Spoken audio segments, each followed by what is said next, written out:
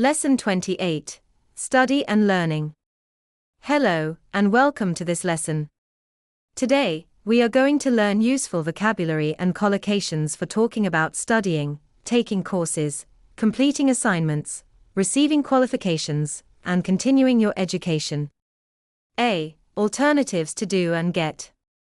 In formal writing, you can often improve your style by replacing the general verbs do and get with more precise collocations. Instead of saying do an exam, we normally say sit an exam or take an exam. I have to sit an exam in biology at the end of the term. To describe academic investigation, we can use carry out research or conduct a research project. Our class conducted a research project into the history of our school. Instead of simply saying do a course, you can say enroll on a course or take a course.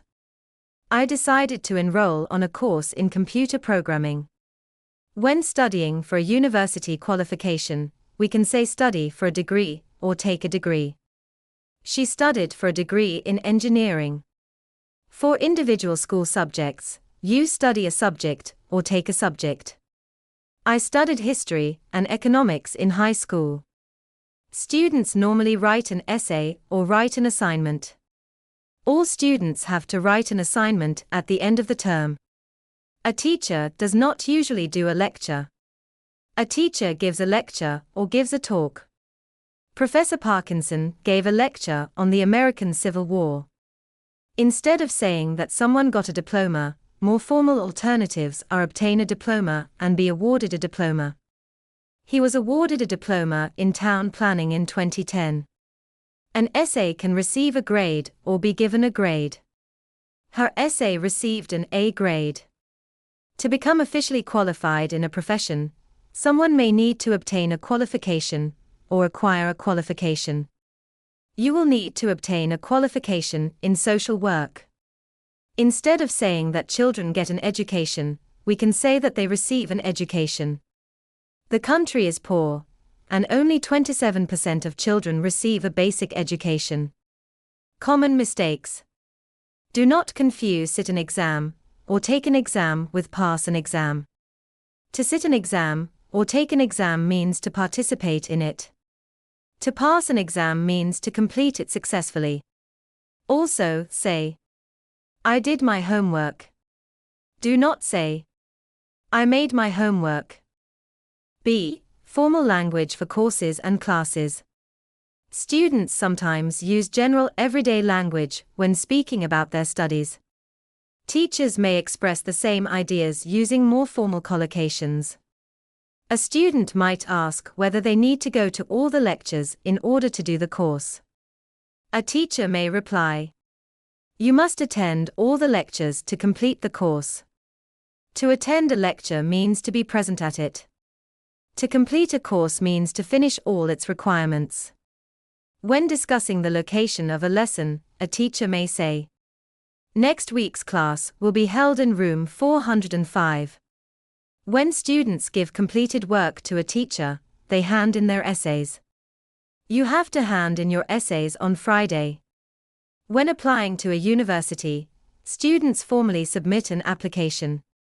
You have to submit your application by December 1st.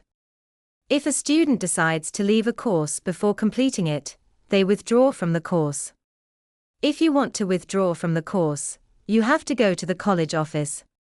C. More collocations connected with study and learning. It is useful to keep a vocabulary notebook. This provides a good way to record new collocations. When writing an essay, you may first prepare a first draft and then produce a final draft. I did the first draft of my essay last week and the final draft this week. I have to hand it in tomorrow. After reading a student's work, a teacher may give feedback. The teacher gives us feedback after about a week. Some schools use continuous assessment rather than relying only on one final examination. In continuous assessment, the quality of a student's work is judged through several pieces of coursework. A college may provide training for people entering different professions. The local technical college provides training for young people in a variety of professions. After secondary school, some students go on to higher education or go on to tertiary education. In the example from the lesson, 30% of the population continues into higher or tertiary education. Adults may also take a further education course.